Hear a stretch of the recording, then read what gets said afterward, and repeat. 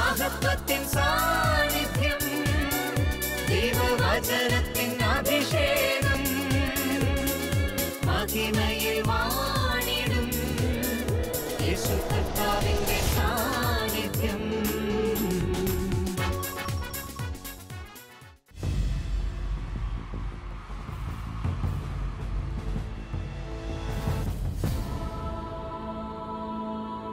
നിൻ വചനം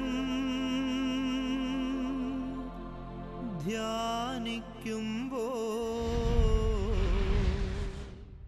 ഹല്ലേലൂയ.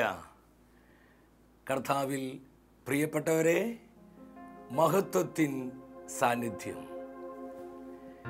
ഈ ശുശ്രൂഷയിലേക്ക് കടന്നു വന്നിരിക്കുന്ന എല്ലാവർക്കും നമ്മുടെ കർത്താവായ യേശു ക്രിസ്തുവിൻ്റെ കൃപയും സമാധാനവും ആശംസിക്കുന്നു. 84-ാം സങ്കീർത്തനം 12-ാം തിരുവാക്യം. സൈന്യങ്ങളുടെ കർത്താവേ, അങ്ങയിൽ ആശ്രയിക്കുന്നവൻ ഭാഗ്യവാൻ. കോരോഹിന്റെ പുത്രന്മാർ തങ്ങളുടെ ജീവിതത്തിൽ തങ്ങൾ അനുഭവിച്ചറിഞ്ഞ ദൈവാനുഭവം നമ്മോട് പങ്കുവെക്കുകയാണ്. സൈന്യങ്ങളുടെ കർത്താവേ, അങ്ങയിൽ ആശ്രയിക്കുന്നവൻ ഭാഗ്യവാൻ. ആരെല്ലാം കർത്താവിനെ ആശ്രയിക്കുന്നുവോ അവരെല്ലാം ഭാഗ്യവാന്മാരാണെന്ന് ദൈവത്തിന്റെ തിരുവെഴുത്ത് സാക്ഷ്യപ്പെടുത്തുകയാണ്. നമ്മളായിരിക്കുന്നിടത്ത് എല്ലാവരും ഒരു നിമിഷം എഴുന്നേറ്റ് നിൽക്കും. എല്ലാവരും എഴുന്നേറ്റ് നിൽക്കുന്നു. നമ്മളിവിടെ വന്നതിനേക്കാൾ വലിയ യാഥാർത്ഥ്യമാണ് നമ്മുടെ മധ്യയുള്ള പരിശുദ്ധാത്മാവിന്റെ സാന്നിധ്യം. ദൈവത്തിന്റെ ആത്മാവ് ഇന്നത്തെ ശുശ്രൂഷകളിലൂടെ പരിവർത്തിക്കുകയാണ്. കർത്താവിന്റെ മാറ്റമില്ലാത്ത സാന്നിധ്യം അനുഭവിച്ച് വലതുകരം സ്വർഗത്തിലേക്ക് ഉയർത്തി ഒരു കുടുംബമായി നമ്മൾ പ്രാർത്ഥിക്കാൻ പോവുകയാണ്. സ്വർഗം വിട്ടിറങ്ങി കർത്താവിന്റെ ആത്മാവ് 10,000-ങ്ങളിൽ ഇറങ്ങി വരുന്ന സമയം പരിശുദ്ധാത്മ അനുഭവത്തിന് വേണ്ടി, പരിശുദ്ധാത്മ ശക്തിക്കായി, പരിശുദ്ധാത്മ നടത്തിപ്പിനായി നമ്മൾ ഒരുമിച്ച് പ്രാർത്ഥിക്കുന്നു. കർത്താവായ ദൈവമേ, കർത്താവായ ദൈവമേ, പരിശുദ്ധാത്മാവിനെ വർഷിക്കണമേ, പരിശുദ്ധാത്മാവിനെ വർഷിക്കണമേ, പരിശുദ്ധാത്മ അനുഭവം ഞങ്ങൾക്ക് നൽകണമേ, പരിശുദ്ധാത്മ അനുഭവം നൽകണമേ, പരിശുദ്ധാത്മ ശക്തി ഞങ്ങൾക്ക് നൽകണമേ, പരിശുദ്ധാത്മ ശക്തി ഞങ്ങൾക്ക് നൽകണമേ, പരിശുദ്ധാത്മ നടത്തിപ്പ് ഞങ്ങൾക്ക് നൽകണമേ, നടത്തിപ്പ് നൽകണമേ. കർത്താവേ, കർത്താവേ, അത്ഭുതങ്ങളും അടയാളങ്ങളും നൽകണമേ, അത്ഭുതങ്ങളും അടയാളങ്ങളും നൽകണമേ, അങ്ങയിൽ ആശ്രയിക്കുവാനുള്ള ആശ്രയത്വത്തിന്റെ അഭിഷേകം നൽകണമേ, ആശ്രയത്വത്തിന്റെ അഭിഷേകം നൽകണമേ. Hallelujah, hallelujah, hallelujah. ഹല്ലേലൂയ. യേശുവേ നന്ദി, യേശുവേ സ്തുതി. കരമടിച്ച് പരിശുദ്ധാത്മാവിൽ നിറഞ്ഞ് നമ്മൾ പാടി പ്രാർത്ഥിക്കുകയാണ്. ഇത് കൃപയുടെ സമയമാണ്. ആയിരങ്ങളിലേക്ക് പരിശുദ്ധാത്മ ഇറങ്ങി വരുന്ന സമയം. കാലഘട്ടത്തിൽ അഭിഷേകത്തിൽ നിറയുവാൻ, അന്ത്യകാല അഭിഷേകത്തിൽ കത്തിജ്വലിക്കുവാൻ, കാലത്തിന് അടയാളങ്ങൾ തിരിച്ചറിഞ്ഞ് ദൈവരാജ്യത്തിന്റെ വേലകൾ ചെയ്യുവാൻ നമ്മൾ ഒരുമിച്ച് പാടി പാടി പ്രാർത്ഥിക്കുന്നു.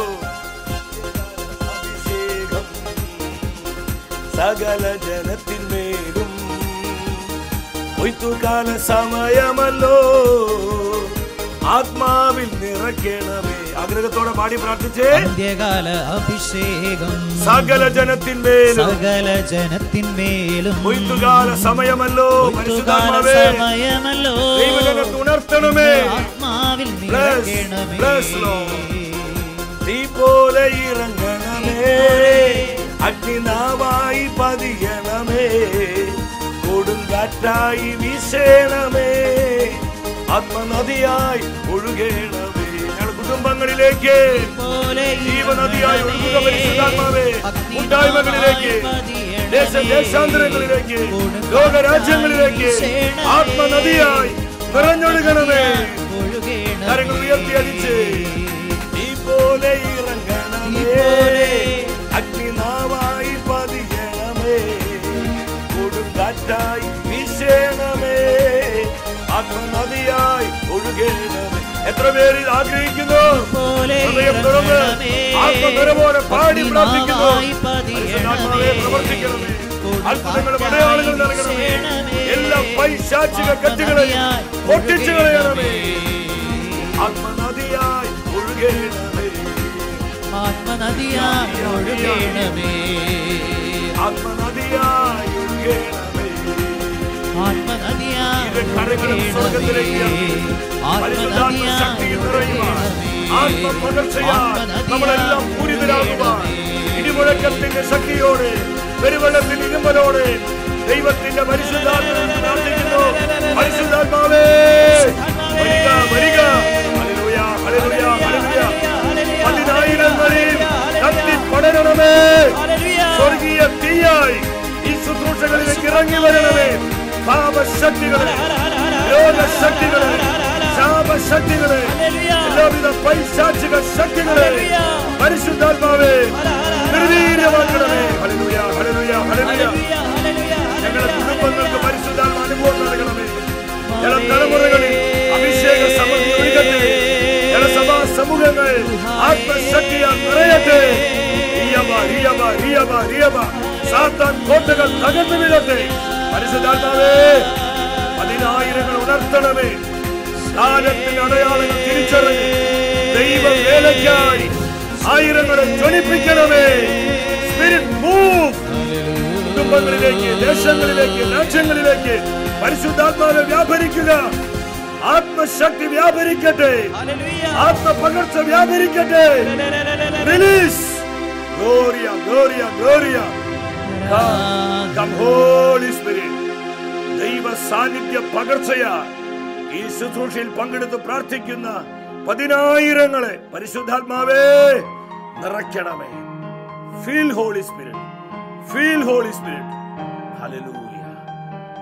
ദൈവവചനത്തിനായി ഞങ്ങളുടെ ഹൃദയ കണ്ണുകളെ പ്രകാശിപ്പിക്കണമേ. ഹൃദയ കഠിനതകളെ മാറ്റണമേ. ഓരോ വചനവും ഞങ്ങളിൽ അഭിഷേകമായി മാറുവാൻ പരിശുദ്ധാത്മാവേ ഞങ്ങളിൽ നിറയണമേ, നിറയണമേ, നിറയണമേ. പരിശുദ്ധാത്മാവിന്റെ മണവാട്ടിയായ പരിശുദ്ധ മറിയമേ, ഞങ്ങളെല്ലാവരും ആത്മശക്തിയിൽ ജീവിക്കുവാൻ അമ്മ ഞങ്ങൾക്ക് വേണ്ടി പ്രാർത്ഥിക്കണമേ. ആമേൻ. ഹല്ലേലൂയ. പ്രിയ ദൈവമക്കളെ, നമ്മെ അനുഗ്രഹിക്കുന്ന കർത്താവിൻ്റെ വചനത്തിൻ്റെ മുൻപിൽ പ്രാർത്ഥനാപൂർവമായിരിക്കാം. ഇന്നത്തെ വചന ശുശ്രൂഷയിലൂടെ പരിശുദ്ധാത്മാവ് നമ്മെ പഠിപ്പിക്കുന്നത് സമർപ്പണത്തിൻ്റെ ഉദ്ദേശത്തെക്കുറിച്ചാണ്. സമർപ്പണത്തിൻ്റെ ഉദ്ദേശം അപ്പോസ്തലനായ പൗലോസ് സഭയെ പഠിപ്പിക്കുകയാണ്. റോമാക്കാർക്ക് എഴുതിയ ലേഖനം 6-ാം അധ്യായം 13-ാം തിരുവചനം. നിങ്ങളുടെ അവയവങ്ങളെ അനീതിയുടെ ഉപകരണങ്ങളായി പാപത്തിന് സമർപ്പിക്കരുത്. പ്രത്യുത മരിച്ചവരിൽ നിന്ന് ജീവൻ പ്രാപിച്ചവരായി നിങ്ങളെ തന്നെയും നീതിയുടെ ആയുധങ്ങളായി നിങ്ങളുടെ അവയവങ്ങളെയും ദൈവത്തിന് സമർപ്പിക്കുവിൻ. ഈ വചനത്തിലൂടെ കർത്താവിൻ്റെ ആത്മാവ് എന്താണ് നമ്മോട് സംസാരിക്കുന്നത്? വളരെ വലിയ ഒരു വെളിപാടാണ് ഈ വചനം നമുക്ക് തരുന്നത്. നിങ്ങളെയും നിങ്ങളുടെ അവയവങ്ങളെയും ദൈവത്തിന് സമർപ്പിക്കുവിൻ. പരിപൂർണമായ സമർപ്പണത്തിന്റെ ആവശ്യകത ഈ തിരുവചനത്തിലൂടെ പരിശുദ്ധാത്മാവ് നമ്മെ ബോധ്യപ്പെടുത്തുകയാണ്. പൗലോസ് കൊരിന്ത്യർ സഭയ്ക്ക് എഴുതിയ 1-ാമത്തെ ലേഖനം 6-ാം അധ്യായം 19-20 തിരുവാക്യങ്ങൾ. നിങ്ങൾ നിങ്ങളുടെ സ്വന്തമല്ല, നിങ്ങൾ വിലയ്ക്ക് വാങ്ങപ്പെട്ടവരാണ്. ഭയങ്കരമായൊരു വചനമാണിത്. നമുക്ക് നമ്മുടെ മേൽ അവകാശമില്ല. നമ്മൾ വിലയ്ക്ക് വാങ്ങപ്പെട്ടവരാണ്. കർത്താവായ യേശു ക്രിസ്തു തന്റെ സ്വന്തം രക്തത്താൽ നമ്മെ വിലയ്ക്ക് വാങ്ങി. നമ്മൾ കർത്താവിനുള്ളവരാണ്. ഈ സത്യമാണ് ഈ തിരുവചനത്തിലൂടെ ദൈവത്തിന്റെ ആത്മാവ് നമ്മെ പഠിപ്പിക്കുന്നത്. നിങ്ങൾ പൂർണ്ണമായും ദൈവത്തിന് സമർപ്പിക്കുവിൻ. സാമുവേൽ പ്രവാചകൻ 1-ാം പുസ്തകം 7-ാം അധ്യായം 3-ാം തിരുവാക്യം. മിസ്പായിൽ പ്രവാചകനായ സാമുവേൽ ഇസ്രായേൽ ജനത്തെ ഒരുമിച്ച് കൂട്ടുകയാണ്. വളരെ കാലമായി ഇസ്രായേൽ അടിമത്തത്തിലായിരുന്നു. കഷ്ടതയിലും ദുഃഖങ്ങളിലും ഒരുപാട് വേദനയിലും അവർ ജീവിച്ചു കഴിയവേ പ്രവാചകനായ സാമുവേലിലൂടെ തന്റെ ജനത്തെ പുനരുദ്ധരിക്കുവാൻ കർത്താവ് തീരുമാനിക്കുകയാണ്. പ്രവാചകൻ കർത്താവിന്റെ ആലോചന തന്റെ ജനത്തെ അറിയിക്കുകയാണ്. പ്രിയ സഹോദര സഹോദരി, ഇന്നത്തെ ഈ വചന ശുശ്രൂഷയിലൂടെ കർത്താവിന്റെ മനസ്സാണ് പരിശുദ്ധാത്മാവ് നമുക്ക് കാണിച്ചു തരുന്നത്. പ്രവാചകനായ സാമുവേൽ പറഞ്ഞു, നിങ്ങളെ പൂർണ്ണമായും നിങ്ങൾ ദൈവത്തിന് സമർപ്പിക്കുവിൻ. നിങ്ങൾ പൂർണ്ണമായും നിങ്ങളെ ദൈവത്തിന് സമർപ്പിക്കാതെ നിങ്ങളുടെ ജീവിതങ്ങളിൽ ദൈവപ്രവൃത്തി വെളിപ്പെടുകയില്ല. നിങ്ങൾ അനുഭവിക്കുന്ന അടിമത്തങ്ങളിൽ നിന്ന്, നിങ്ങൾ അനുഭവിക്കുന്ന ദുഃഖ ദുരിതങ്ങളിൽ നിന്ന്, നിങ്ങൾ അനുഭവിക്കുന്ന കഷ്ടനഷ്ടങ്ങളിൽ നിന്ന് നിങ്ങൾക്ക് യഥാർത്ഥ ഒരു വിടുതൽ വേണമെങ്കിൽ നിങ്ങൾ നിങ്ങളെ തന്നെ പൂർണ്ണമായും കർത്താവിന് സമർപ്പിക്കുവിൻ. എന്തൊരു വചനമാണിത്! എവിടെ സമർപ്പണമുണ്ടോ അവിടെ അത്ഭുതങ്ങളുണ്ട്. എവിടെ പരിപൂർണമായ സമർപ്പണമുണ്ടോ അവിടെ പരിശുദ്ധാത്മാവിന്റെ ശക്തമായ പ്രവർത്തനമുണ്ട്. എന്റെ പ്രിയപ്പെട്ടവരെ, ഞാൻ സ്നേഹത്തോടെ ചോദിക്കട്ടെ, എന്താണ് സമർപ്പണം? ഞാൻ സമർപ്പിക്കുന്നു സമർപ്പിക്കുന്നു സമർപ്പിക്കുന്നു എന്ന് ചുമ്മാ പറയുന്നതാണോ? സമർപ്പണം എന്ന് പറയുന്നത് നമ്മുടെ ജീവിതത്തെ പൂർണ്ണമായും കർത്താവിനെ കൈമാറ്റം ചെയ്യുന്നതാണ്. നമ്മുടെ ജീവിതത്തെ പൂർണ്ണമായും കർത്താവായ യേശുവിനെ കൈമാറ്റം ചെയ്യുന്നതാണ്. പിന്നെ നമുക്ക് നമ്മുടെ ജീവിതത്തിന്റെ മേൽ യാതൊരു അവകാശവുമില്ല. നമ്മുടെ ജീവിതം പൂർണ്ണമായും കർത്താവിനുള്ളതാണ്. നമ്മുടെ ജീവിതത്തിന്റെ ഓണർഷിപ്പ്, ഉടമസ്ഥാവകാശം നമ്മൾ കർത്താവിനെ ഏൽപ്പിക്കുകയാണ്. പിന്നെ നമ്മൾ നമ്മുടേതാണെന്ന് വിചാരിക്കുന്നതെല്ലാം ആരുടേതാണ്? കർത്താവായ യേശുവിൻ്റെതാണ്. നമ്മുടെ സമയം കർത്താവിൻ്റെതാണ്. നമ്മുടെ ആരോഗ്യം കർത്താവിൻ്റെതാണ്. നമ്മുടെ ജോലി, ബിസിനസ് കർത്താവിൻ്റെതാണ്. നമ്മുടെ കുടുംബം, നമ്മുടെ കുഞ്ഞുങ്ങള്, നമ്മുടെ സൗന്ദര്യം, നമ്മുടെ മുൻപിലുള്ള 100 സാധ്യതകള്, നമ്മുടെ സമ്പത്ത് എല്ലാം കർത്താവിൻ്റെതാണ്. ഇതിന്മേലൊന്നും നമുക്ക് യാതൊരു അവകാശവുമില്ല. സമർപ്പണത്തിന് യഥാർത്ഥ അർത്ഥം നമ്മൾ തിരിച്ചറിഞ്ഞാൽ, സമർപ്പണം എന്ന് വാക്ക് പറയാൻ നമ്മൾ 100 അല്ല 1000 പ്രാവശ്യമെങ്കിലും നമ്മൾ ചിന്തിക്കും. അത്രയും ആഴമേറിയ ഒന്നാണ് കർത്താവ് ആഗ്രഹിക്കുന്ന സമർപ്പണം. പ്രിയപ്പെട്ടവരെ, സമർപ്പണത്തിന്റെ ഉദ്ദേശം എന്ന് പറയുന്നത് കർത്താവിനായി ബലിയായി തീരുക എന്നുള്ളതാണ്. കർത്താവിനായി യാഗമായി തീരുക. ഇതിൽ കുറഞ്ഞതൊന്നും കർത്താവ് ആഗ്രഹിക്കുന്നില്ല. മറ്റൊരു ഭാഷയിൽ പറഞ്ഞ രക്തസാക്ഷിത്വമാണ് സമർപ്പണത്തിന് ഉദ്ദേശം. രക്തസാക്ഷിത്വമാണ്. സഭയിലെ വലിയൊരു വിശുദ്ധയാണ് വിശുദ്ധയായ കൊച്ചു ത്രേസ്യ. സമർപ്പണത്തെ കുറിച്ച് വലിയൊരു വെളിപാട് വിശുദ്ധ കൊച്ചു ത്രേസ്യ നമുക്ക് തരുന്നുണ്ട്. ഒട്ടും സമർപ്പിക്കാത്തവനും 99% സമർപ്പിച്ചവനും തമ്മിൽ യാതൊരു വ്യത്യാസവുമില്ല. ഒട്ടും സമർപ്പിക്കാത്തവനും 99% സമർപ്പിച്ചവനും തമ്മിൽ യാതൊരു വ്യത്യാസവുമില്ല എന്ന് പറഞ്ഞാൽ കർത്താവ് എന്താണ് യഥാർത്ഥത്തിൽ ആഗ്രഹിക്കുന്നത്? ഒന്നെങ്കിൽ 100 അല്ലെങ്കിൽ 0. ഇതിനിടയിലുള്ള ഒന്നും കർത്താവ് സ്വീകരിക്കുകയില്ല. ബലിയായി തീരുക. ശ്രീ യോഹന്നാന്റെ സുവിശേഷം 12-ാം അധ്യായം 24-ാം വചനത്തിൽ നമ്മുടെ കർത്താവ് പറഞ്ഞു, ഗോതമ്പ് മണി നിലത്ത് വീണ് അഴിയുന്നെങ്കിൽ അത് ഒരുപാട് ഫലം പുറപ്പെടുവിക്കും. അഴിയുന്നില്ലെങ്കിലോ അത് അതേപടി ഇരിക്കും. നമ്മൾ കർത്താവിന് വേണ്ടി ചെയ്യാൻ വേണ്ടി വിളിക്കപ്പെട്ടവരാണ്. നമ്മളെ തന്നെ മറന്ന് അധ്വാനിക്കുവാൻ, പ്രവർത്തിക്കുവാൻ വിളിക്കപ്പെട്ടവരാണ്. ചത്ത് ചീഞ്ഞ് പണിയെടുക്കുവാൻ വിളി ലഭിച്ചവരാണ് ഈ കാലഘട്ടത്തിലെ ദൈവമക്കൾ. നമ്മൾ ഒരു അന്ത്യകാലഘട്ടത്തിലാണ്. കർത്താവിന്റെ മഹത്വപൂർണമായ പ്രത്യാഗമനം അടുത്തുകൊണ്ടിരിക്കുകയാണ്. കാലത്തിന്റെ അടയാളങ്ങളും ആനുകാലിക സംഭവങ്ങളും ദൈവവചനത്തിന്റെ മുന്നറിയിപ്പുകളും എന്താണ് നമ്മോട് വിളിച്ചു പറയുന്നത്? ഇത് സമർപ്പണത്തിന്റെ സമയമാണ്. നമ്മളെല്ലാം മറന്ന് കർത്താവിന്റെ കരങ്ങളിലെ ഉപകരണങ്ങളായി, കർത്താവിനായി ബലിയായി മാറേണ്ട സമയത്തിലേക്ക് അടുത്തുകൊണ്ടിരിക്കുകയാണ്. അപ്പോസ്തലനായ പൗലോസ് വീണ്ടും സഭയെ പഠിപ്പിക്കുന്നുണ്ട്. റോമാക്കാർക്ക് ഇത് ലേഖനം 12-ാം അധ്യായം 1-ാമത്തെ തിരുവചനം. ആകയാൽ സഹോദരങ്ങളെ, ദൈവത്തിന്റെ കാരുണ്യം നിങ്ങൾ ഓർമ്മിപ്പിച്ചുകൊണ്ട് ഞാൻ അപേക്ഷിക്കുന്നു, നിങ്ങളുടെ ശരീരങ്ങളെ വിശുദ്ധവും ദൈവത്തിന് പ്രീതിജനകവുമായ സജീവ ബലിയായി സമർപ്പിക്കുക. ഇതായിരിക്കണം നിങ്ങളുടെ യഥാർത്ഥമായ ആരാധന. പ്രിയ സഹോദര സഹോദരി, പറയുന്ന കാര്യങ്ങൾ മനസ്സിലാക്കാൻ പറ്റുന്നുണ്ടോ? ഗ്രഹിക്കാൻ പറ്റുന്നുണ്ടോ? നമ്മൾ നമ്മുടേതല്ല. നമുക്ക് നമ്മുടെ മേൽ യാതൊരു അവകാശവുമില്ല. Everything belongs to the lord. എല്ലാം കർത്താവിൻ്റെതാണ്. കാരണം അവൻ സ്വന്തം രക്തത്തിലൂടെ നമ്മെ വിലയ്ക്ക് വാങ്ങി. നമ്മൾ അവന്റെ ദാസന്മാരും ദാസിമാരുമാണ്.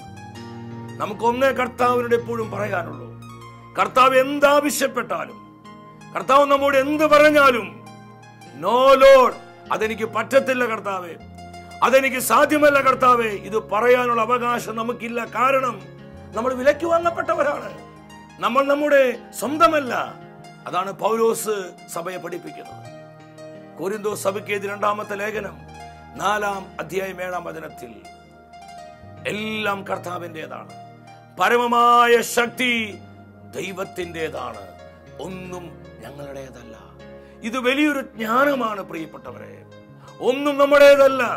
നമ്മളെല്ലാം ഇന്ന് നമ്മുടേതായി കരുതുന്ന ഒരുപാട് കാര്യങ്ങളുണ്ട്.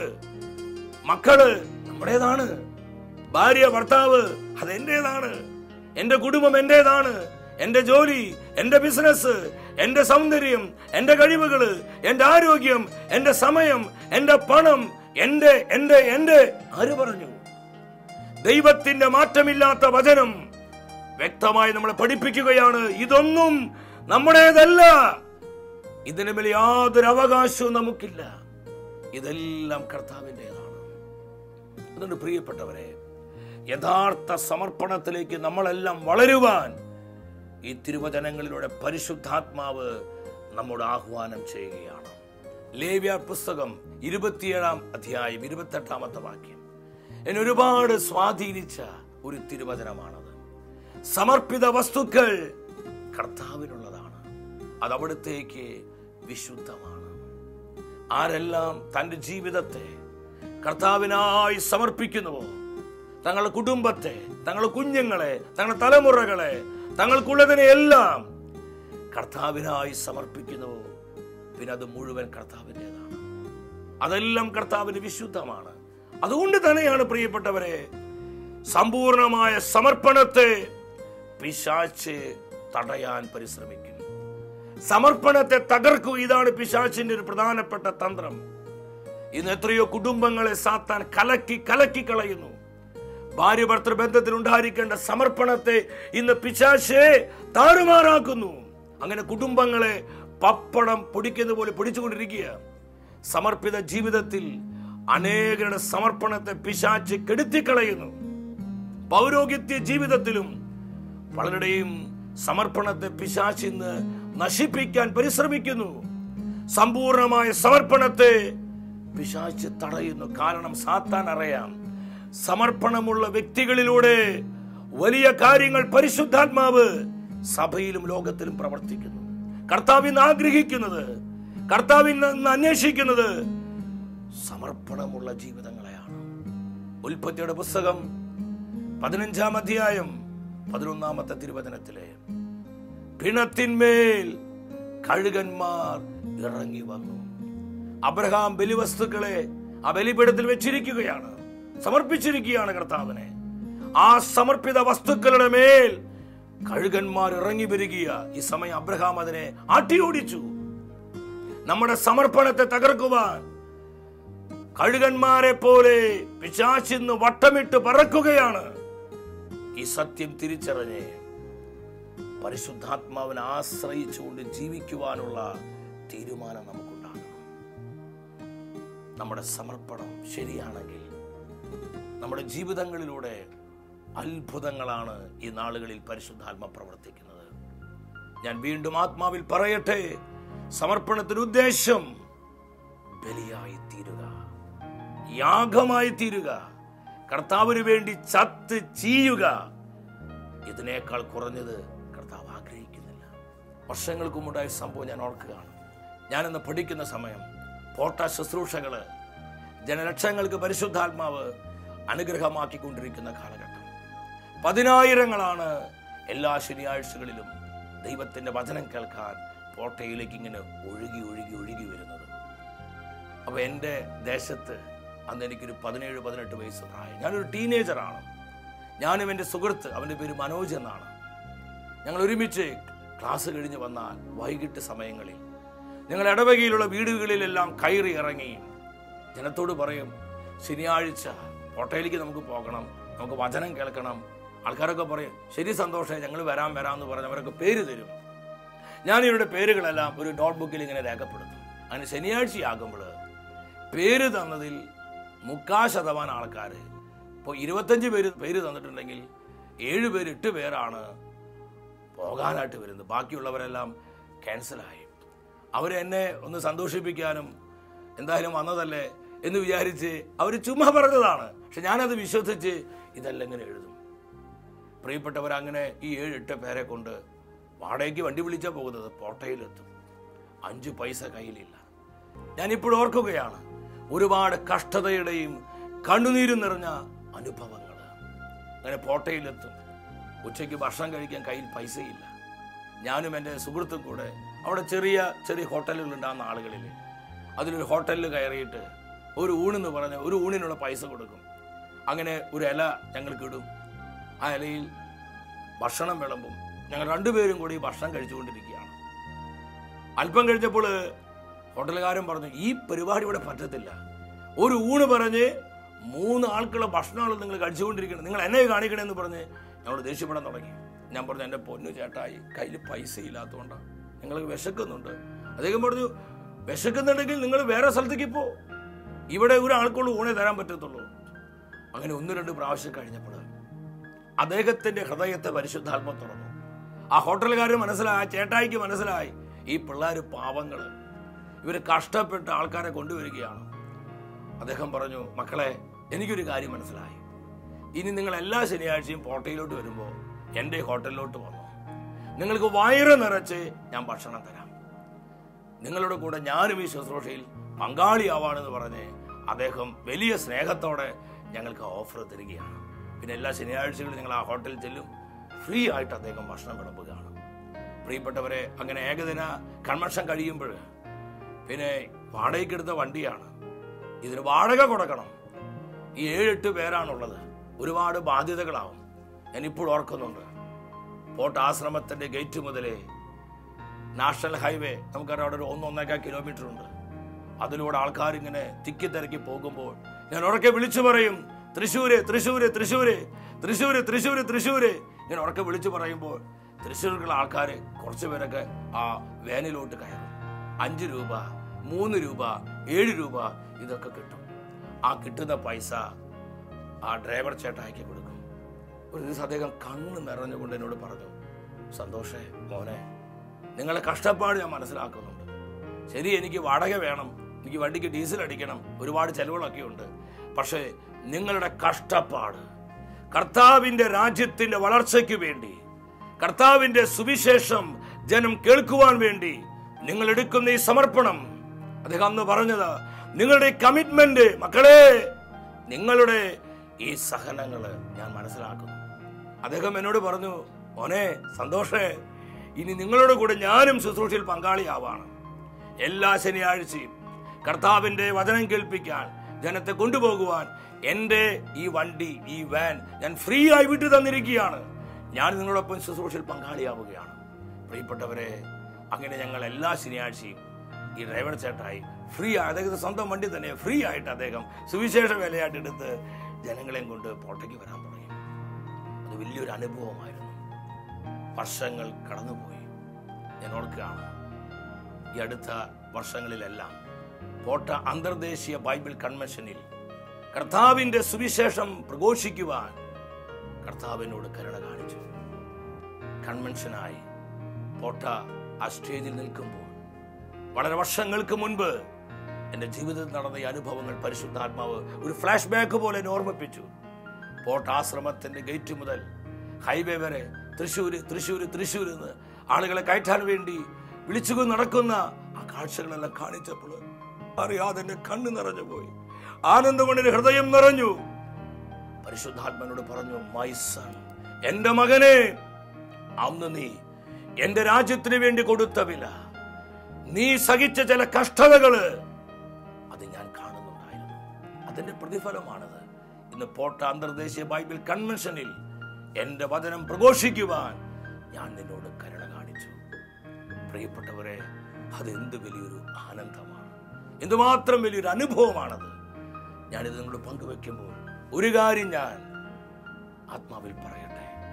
കർത്താവിന്റെ രാജ്യ വളർച്ചയ്ക്ക് വേണ്ടി, കർത്താവിന്റെ സുവിശേഷത്തിന്റെ പുരോഗതിക്ക് വേണ്ടി, കർത്താവിന്റെ ആത്മാക്കളുടെ രക്ഷയ്ക്ക് വേണ്ടി നമ്മൾ എടുക്കുന്ന ഓരോ എഫർട്ടും, നമ്മുടെ ഓരോ കഷ്ടപ്പാടും, നമ്മുടെ സഹനങ്ങളും ത്യാഗങ്ങളും കണ്ണുനീരുകളും, നമ്മുടെ കമ്മിറ്റ്മെന്റും നമ്മുടെ ഡെഡിക്കേഷനും അത് പാഴായി പോകാൻ ഒരിക്കലും കർത്താവ് അനുവദിക്കുകയില്ല.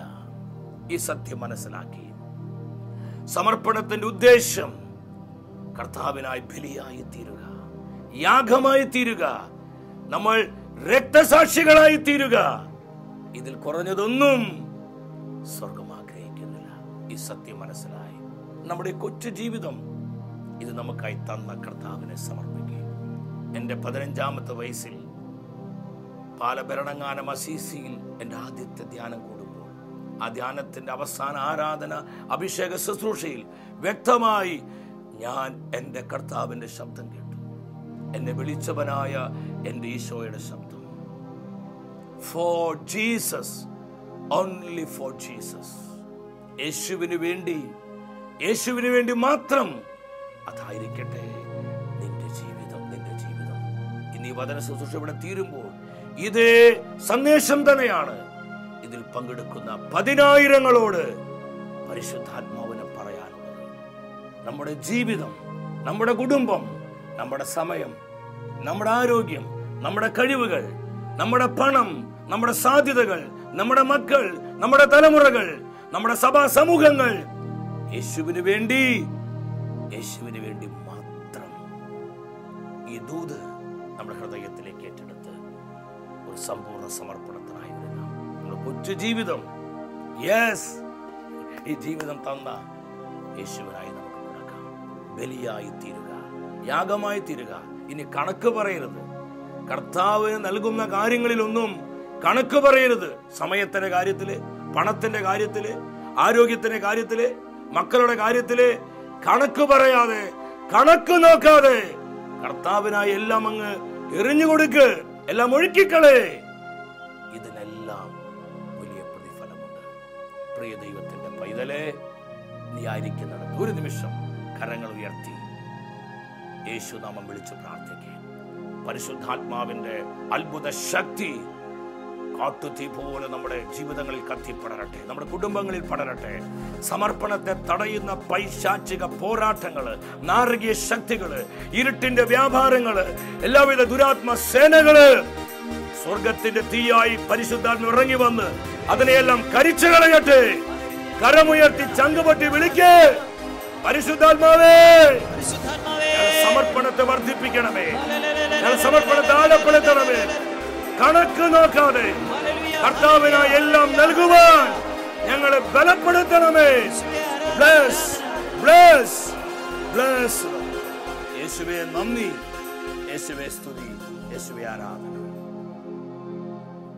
വ്യക്തിപരമായ നമ്മുടെ നിയോഗങ്ങളെയും നമ്മുടെ കുടുംബത്തിന്റെ സകല ആവശ്യങ്ങളെയും കർത്താവ് സമൃദ്ധമായി അനുഗ്രഹിക്കട്ടെ. അടുത്ത ആഴ്ചയിൽ ദൈവവചനത്തിൽ നമ്മൾ ധ്യാനിക്കുന്നത് പക്വതയിലേക്ക് വളരുക. ഈ വചന ശുശ്രൂഷയിലേക്ക് പ്രാർത്ഥിച്ചൊരുങ്ങി നമുക്കെല്ലാവർക്കും കടന്നു വരാം.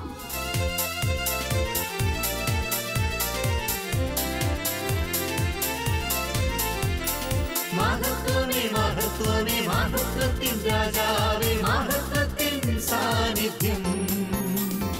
മഹത്വമേ മഹത്വമേ മഹത്വത്തിൻ കർത്താവേ, മഹത്വത്തിൻ സാന്നിധ്യം. രാജാവേ മഹത്വത്തിൻ സാന്നിധ്യം. മഹത്വമേ മഹത്വമേ മഹത്വത്തിൻ